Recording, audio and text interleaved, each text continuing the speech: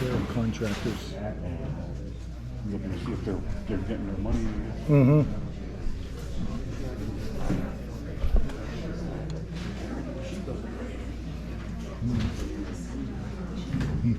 There's one right there. There's two in the front.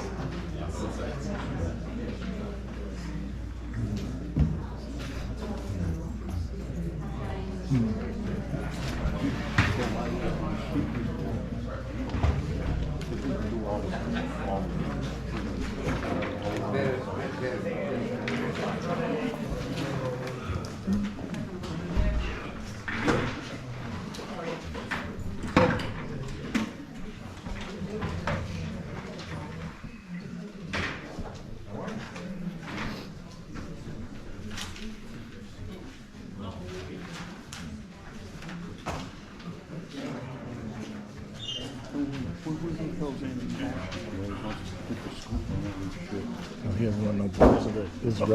He has relatives too that work for the school district.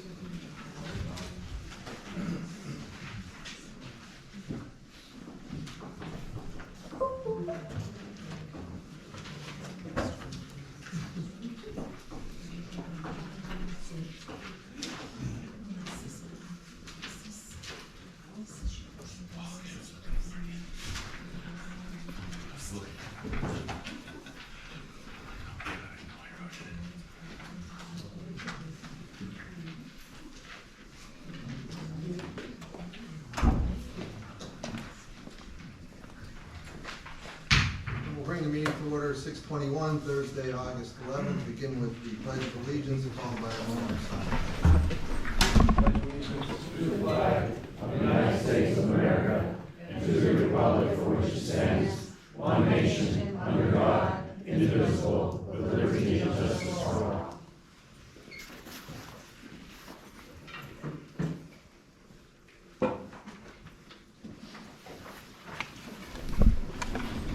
Roll call, Mr. Szymanski. Roll call. Mr. Bonomo. Here. Mrs. DeCosmo. Here. Mr. Fume. Here. Mrs. McBride. Here. Mr. Reba. Yeah. Mrs. Scarcella. Here. Mr. Szymanski. Here. Mr. Ulas. Here. Mr. Zeller. Here.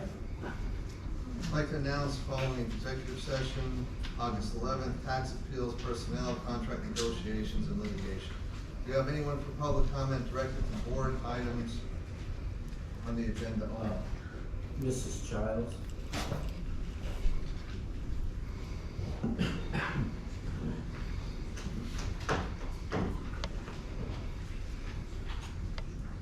Hello, my name is Denise Eufrasio Chavez. I live in the 32 West Grove Street, West Lexington.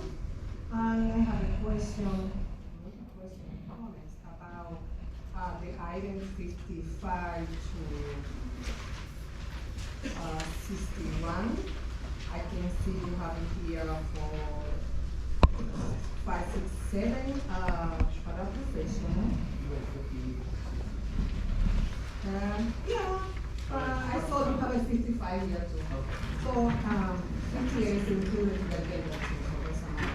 So my question is, we continue with the same situation.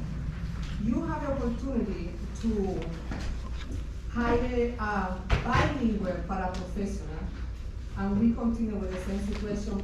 I don't see if between that 7 positions you have it, I assume, because I can see the name, because the name is mystery, it was the last moment. But I assume if it was bilingual, you will say. But I will be happy to read wrong and determine one or two that 7 special education paraprofessional is bilingual. Mr. Rogers, did any of them apply? These were all on the website. I'm sorry, what was the question? Well, she wanted to know why there aren't bilinguals, And I'm asking you, they were all these positions were posted on the website. Yes. Were there any bilingual people that applied for them?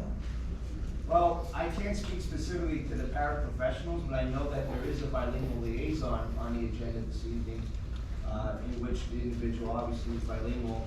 We also hired on the agenda, or will hire on the agenda tonight, 2 office assistants that are also bilingual as well. So, you know, obviously we recognize that we obviously have a need for bilingual individuals. So, from my perspective, in our other the folks on our interview committee, we recognize that as a valuable asset for the district and hire them when available. Maybe, I don't know how familiarized you are with the situation, but the license, what is it you say? Liaison. Liaison, Yeah. they are totally different to paraprofessionals. Right. They're working with the teacher inside of the classroom. Right. They are more close to the kids, they know the kids. So the license, like you say, they go time to time when you need help. So we need paraprofessional bilingual inside of the classroom. Sure. And I told you before I work one.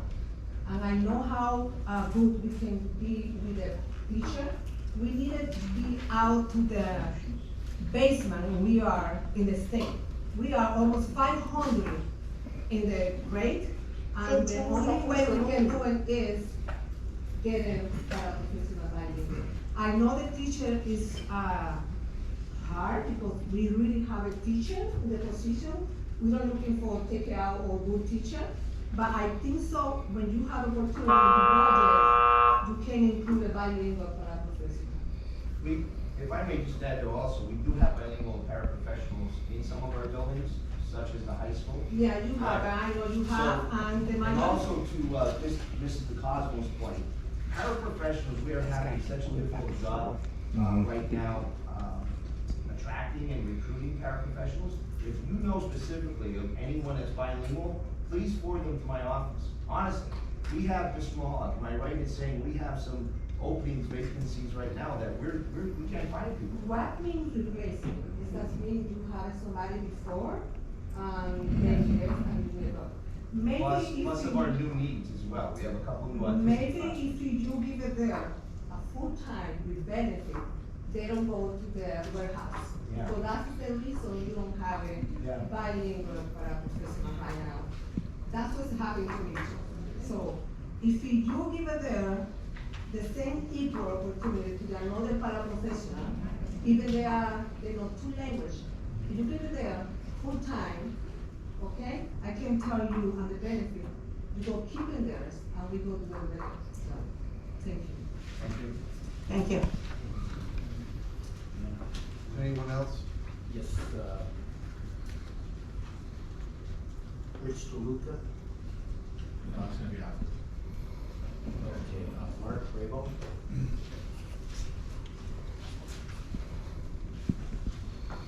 Good evening, board members and members of the administration. My name is Mark Rabo, I'm from Hazelton. I'm speaking in regards to the agenda items on the hirings. I believe it's, starts at 50, or 47, I believe, and ends at 63. Yeah. I have a few questions, because it's very confusing to me, because, I mean, I've gone to meetings, city, at municipal level, county level, state level, and I just don't seem to understand as far as how you guys do the process in terms of your vetting process and your hiring, eventual hiring. Maybe you could clarify this for me. Because on your policy, under section 301, you guys have a rigorous vetting process, and it's a good one, I'll say that. And what I don't understand is, and maybe you can answer this question, Mr. Uplinger, or maybe any of the assistant superintendents can answer this question for me. But there's supposed to be the candidate shall not be employed until the individual has complied with mandatory background check requirements for criminal history and child abuse, and the district has evaluated the results of that screening process. An individual shall not be employed, well then it says superintendent, assistant superintendent, or central office administrator unless she or he has signed an employment contract which has been employed by the board resolution, either of which may be term for which employment is contracted, including beginning, and so on and so forth. So, am I to understand that this is just for school district administrators only and not for professional educators, or is this all encompassing? That's my first question. Second question is a budgetary one, Mr. Krasinski, maybe you can answer this question for me and for the people out there, maybe their edification.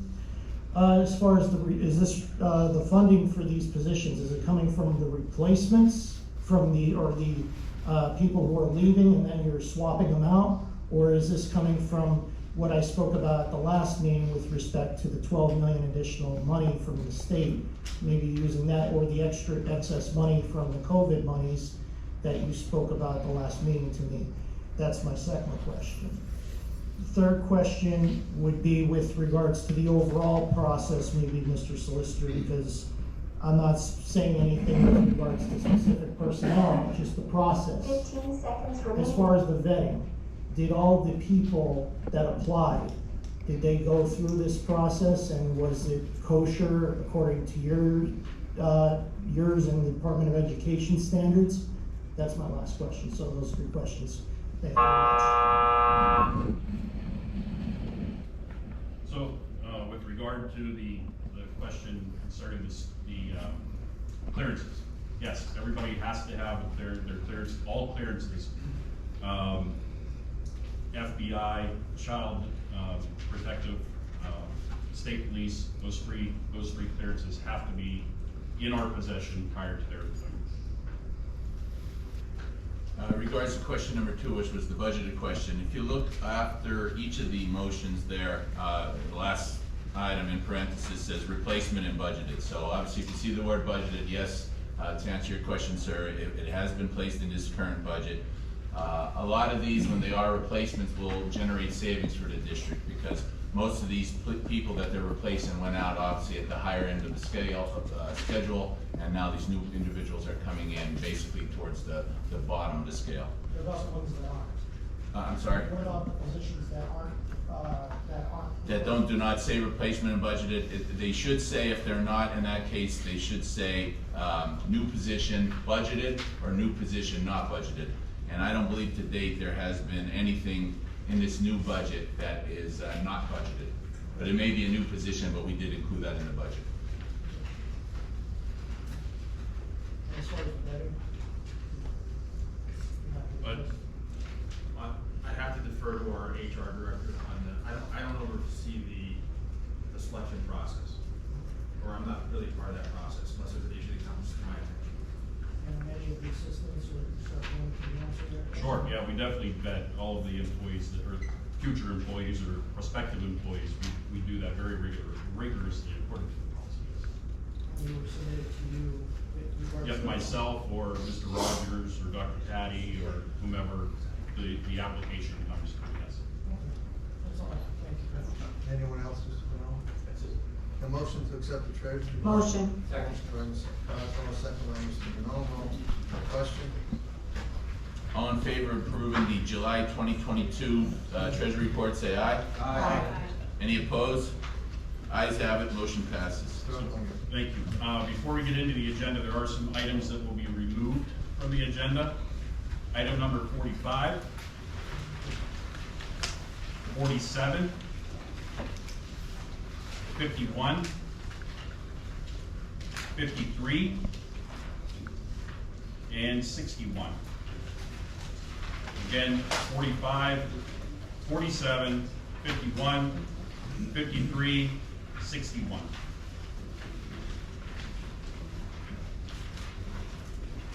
All right, on the agenda, on page 1, approve items 1 through 8 with one motion. Second. Motion by Mr. Vinall, second by Mr. Uhas. Question?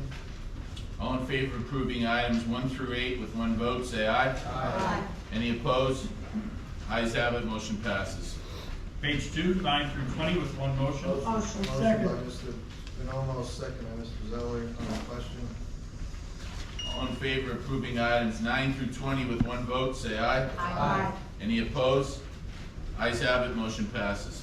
Now, the next couple, there's some blanks on the agenda that I'll fill in once we get on that page, we'll take care of those at that time. So approve items 21 through 34. Motion by Mr. Bonomo, Second. second by Mrs. McBride, on the question. Item number 33 should be Rebecca Martoni, M-A-R-T-O-N-I-E.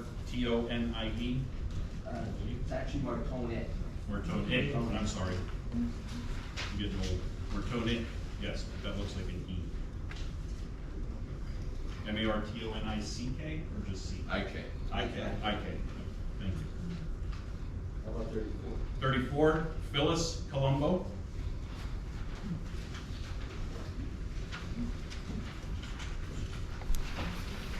We had a motion in a second. We do. We have Mr. Bonomo, Mrs. McBride. All in favor of approving items 21 through 34 with one vote, say aye. Aye. Any opposed? Ayes have it, motion's passed. On page 4, approve items 35 through 46. Second. Motion by Mr. Bonomo, second by Mrs. McBride, on the question. We are removing item 45. Item number 35 should read Jasmine Tejeda.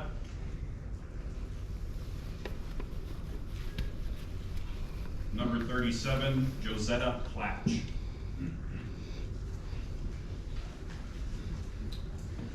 All in favor of approving items 35 through 46, excluding number 45, say aye. Aye.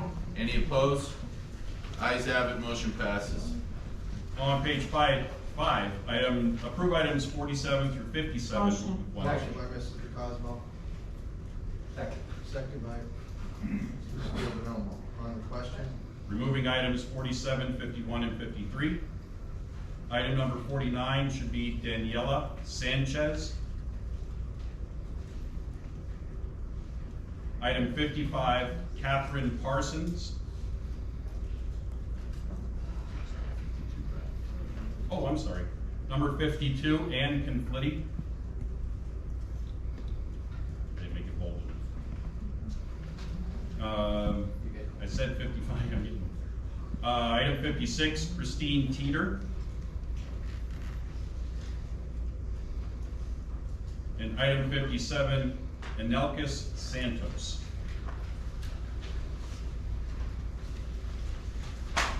Okay, all in favor of approving items 47 through 57, excluding 47, 51, and 53, say aye. Aye.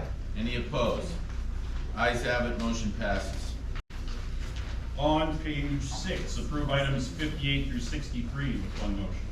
Motion by Mr. Bonomo, second by Mr. Zeller, on the question. Removing item 61, and then we'll go through the blanks. Item number 58, Wincree Ivoku, and I hope I said that correct.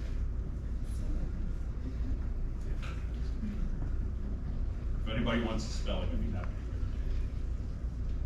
Oh, is she here? Okay. Item 59, Roberta Briner.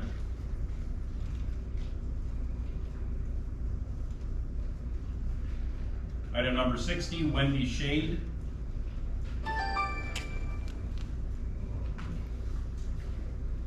Item number 62, Corinne Koval.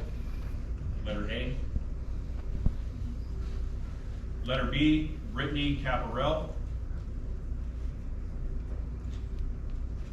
Letter C, Rebecca Kashak.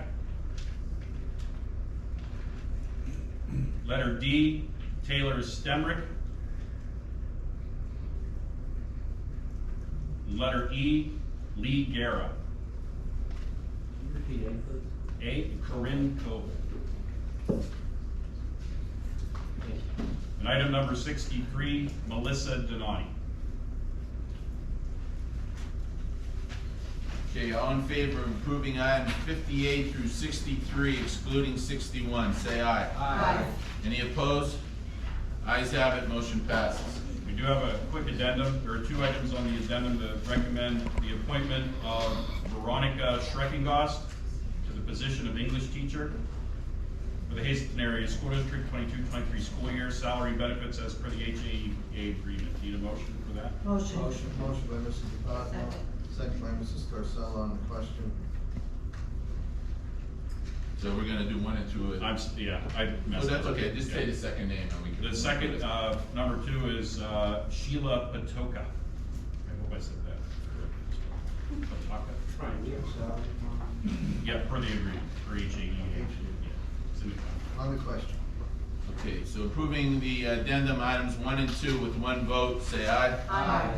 Any opposed? Ayes have it, motion passes. Anyone from the floor wish to be heard? Before we, if I may, before we get to that point, I'd like to make sure that everybody is clear on something, that the situation with Mr. Possessor is clearly an administrative position, or problem, an issue, concern at the administrative level. Myself and Mr. Slusser have spoken to the board, and because it is a personnel matter, no one will be speaking about that any further. And also, I'd like to clarify the article that was in the paper this afternoon, or this morning, regarding the YLN situation. The district did offer a contract to WYLN. That contract was rejected and was subsequently sent back to us for another look at. The initial look at for that contract with YLN, sent from YLN to us, was $3,000 for 5 years, which we would receive that money for the games. They would use whatever advertising they had at their disposal to make that revenue, and probably more than what we would be receiving as a district, because they are a for-profit organization. Our offer to WYLN was for $5,000 for 2 years. The reason being is because we're working on a project with our students, so they are the ones that are providing the service to our students. They should be at the center of every decision that we're making, and they are. So that decision to have our students doing the recordings and doing the projects and doing those games across the district is what we're working on right now. So with the rejection of the initial contract that we sent back to YLN, of course it was rejected, and we are where we are. So believe what you want to believe in the paper, believe what you hear, out on the street. It is what it is, but then there's always 2 sides to a story. Thank you for the clarification. Thank you. Thank you. Okay, thank you. Can we, anyone who wishes to be public comment?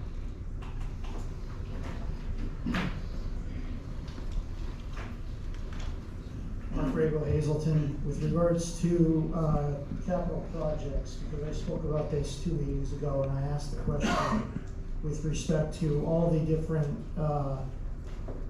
properties that are being leased, and also things like Laurel Mall, for example, for students, for a store, and also for an annex, a class annex. I brought up the issue as far as, and Mr. School Board President and members of the board that were here at the time, I brought up and I spoke to Mr. Mahalik as well after that meeting, as far as with regards to a TIF being used with respect to capital projects for a building that could be remediated, or even district, like a property within the district that wants to be rehabbed, kind of like a LERTA or a KOZ. But a TIF is more like all 3 taxing bodies get together and they come up with a percentage of the tax base that is taken from those properties that are within that district, and it would go into a pool of money to be utilized for rehabbing those properties that you guys see fit. So I don't understand why that can't be an option, because I mean, everything goes to LERTAs and KOZs, which bears the burden on the property owners. But we can't, the school board, nor the county, nor the municipality can't get any skin out of it, skin in the game, so to speak. I mean, I don't think that's fair. I think it should not be all the property owners, the homeowners, that bear the burden. It should be, the businesses that come to develop that should pony up, put some skin into it. And also, yeah, the homeowners are living there, they're gonna benefit from the development, absolutely, I'm not disagreeing with that. But I think there should be shared interest, not just a zero-sum game. And I think that should be, something you guys should explore, like I said. And as far as your facilities and capital projects, I see on the agenda the sewer line, and I'm finishing up one sentence. I think you should explore, Mr. Krasinski, with the surplus that you have from the pandemic funds. That is an eligible use, especially under the ARPA money. Under the final rule, water and sewer projects, I believe the solicitor would agree with me on this, is an eligible use of that money. So I think maybe you should explore that too, under the ARPA final rule. Thank you. Thank you, Mr. Rayburn. Anyone else? Yes. I mean, since you made it very clear it's a personnel matter, I'm just going to be nice enough and give this petition to the solicitor. There's 1,632 signatures, dates, and names that want to see possessor removed from this position. So I'm just gonna sit there like last time, I might as well go, but she's already wasting time. I'm done.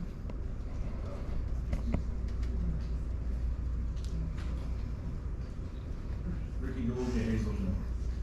So I know you can't comment on pedophile possessor, but there's more accusations and more things going around. Don't you think enough is enough? I'm not gonna comment, but personnel matter. Well, I mean, they have Chris over there. He's looking like he's trying to do something or figure something out.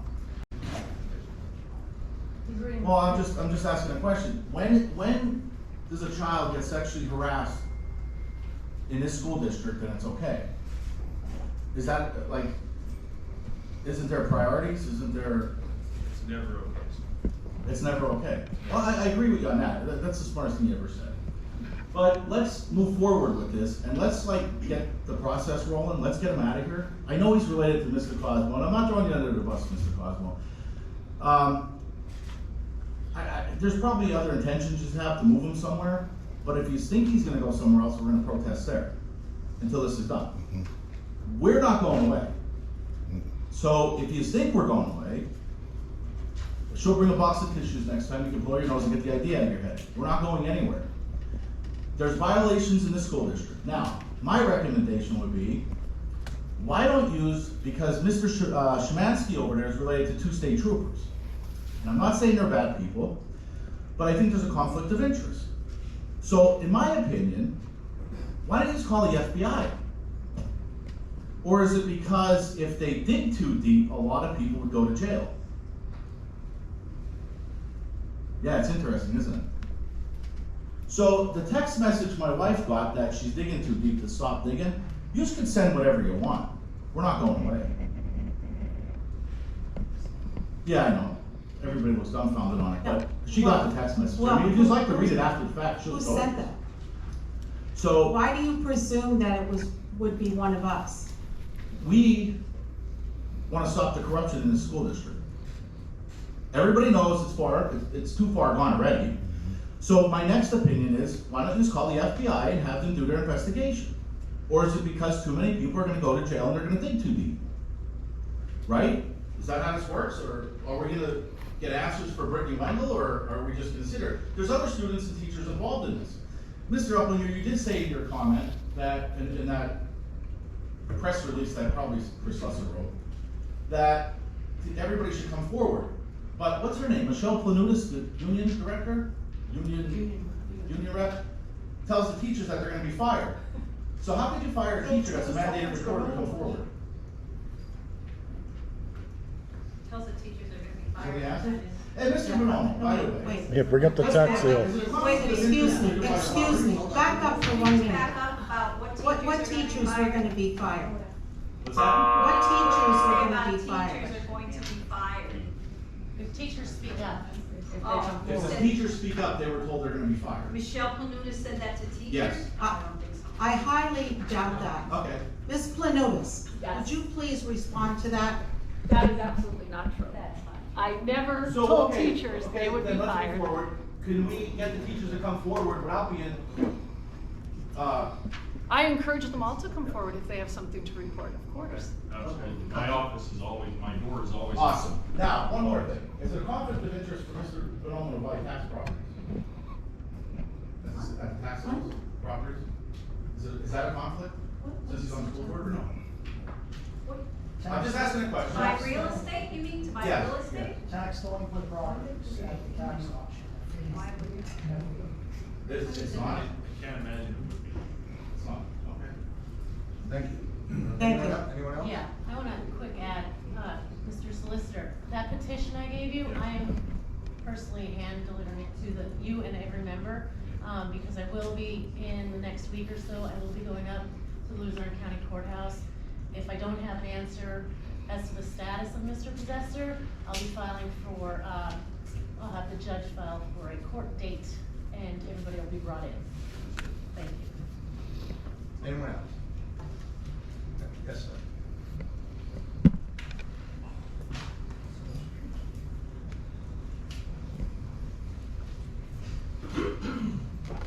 I swore I wasn't getting up tonight, but I'm going to.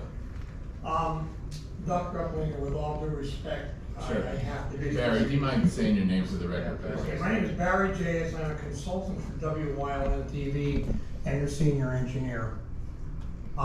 We submitted, and when I say we submitted several proposals to the school district, and also we requested that we be allowed to meet with, it's just too hard to put into words sometimes the proposals and what we're about to offer. The numbers that you quoted, Dr. Uplinger, are incorrect. Barry, I have the email, so.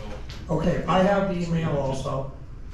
We were requested by the district to put a bid in and to so much per game. One thing that I protested is we will not pay for a basketball game or a football game. We will not put a price. We never have, we never will put a price on a kid's head for a game.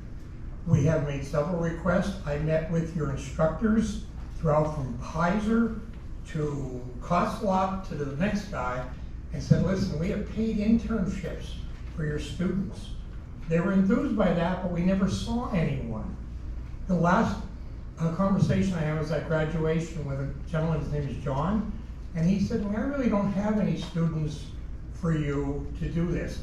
But getting back to the proposals, there were several proposals written, including the last one, where we offered at no charge to put on anything that Channel 99 produced and get it throughout the entire viewing area, keeping in mind that we have 3 transmitters and we are on Berwick and Pocono, so we reach a much more extensive than service like. I'm not gonna argue with you, Dr. Uplinger, you and I are friends. And I'm just stating the case. As far as that ad today, there was a reason for that. We at the station are getting lambasted constantly that we don't wanna do the games. We can't sell advertising. When we walk into an advertiser, the first thing out of their mouths, and it's one of your coaches even, said, we're not doing any Hazelton games. We don't want to advertise with you. So we're forced to go into other areas, and it's very difficult to pull any kind of monies, and I think we're entitled, when I have 13 employees at a game, to pay their salaries. So we need that monies to do those games. We did offer you the $1,000 per game as a contribution, not as a fee to do a game. I won't do that, I'm sorry. It would be the same. We were also told by several people that you made an offer to us to pay for us to do games and we rejected you. Where that's coming from, I don't know. The other side of this is, I go to my class reunion on this weekend, class of 72, very proud of it. And all I'm hearing about is, why won't you do the games? What's wrong with you people? So the article was put in, and I will be honest, I saw it today pretty much the same way everybody else did. I wrote another letter, and it may appear, but it's not the letter I wrote today. Okay, my letter today was to explain to the letter that went out today was to explain to the general public why we're not doing the games. It was not meant to be controversial. It wasn't meant to condemn anyone. But we needed to get an answer out there to people who are saying, YLN is refusing to do the high school games. We're not. We would love to do them. I've done them for 30 years. I've been involved with the Hazelton School District. And the athletic department on your district is second to none. We've put up with accusations about scoreboards. By the way, the first electronic scoreboard at Hazelton, YLN paid $36 for not doing a single game. Because, again, when you walk into a coach on a team and he says, get out of here, you're not doing a Hazelton game? What's wrong with you? Come on. How is that fair to us? And it's worth. I was told you make $100,000 every year on high school football. Boy, do I wish. Well, I have the latest and greatest and the newest equipment that's out there. I've been all day for 3 days wiring up cameras that are 35 years old to bring the best possible picture to you folks. And we would love to work with any student, any faculty member on our, and I sent that proposal to you, did I not? Yes, you did. Yes, I did. And we would love to do that. We would love to air their programming. By the way, if Delaware Valley doesn't soon win that game, I mean, it's on almost every night, and I keep hoping too. And Bob, you're still on a school board on that too, so. But anyway, that's where we stand. I think we're entitled, like any other business, if we do make a profit, so be it. We don't. I can tell you that. Keep in mind, we do 5 Hazelton games, but I do 10 games. So take the games at 10 games with 13 employees and see what your costs are. We break even.